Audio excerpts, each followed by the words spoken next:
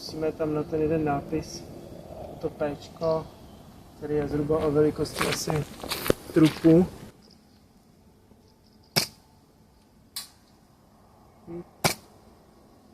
Hit.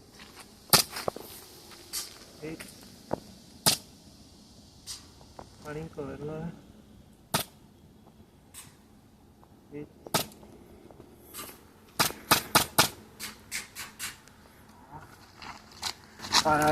Parádní build. Tak jo, tak já bych tě tak poprosil, jenom jako konkurence moje se představit.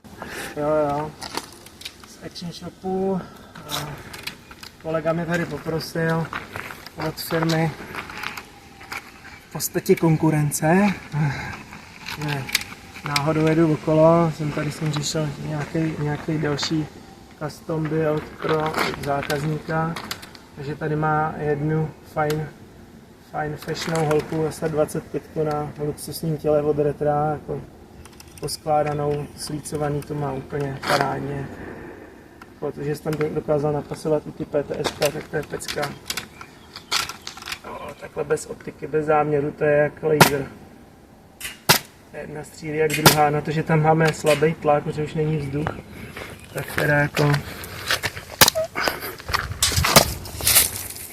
tady od oka parádní kousek, no. Jo, malinko nám fouká větřík. Myslím, že jsme teďka došli, ale půle člověče. Malinko nám fouká větřík. Na těch 80 metrů trefit postavu, to bude úplně jednoduchý každou. To jako s SR-kem toho se moc víc jako vymyslet nedá. No. Jako high-endový díly, jako, který na sobě pěkně sedí.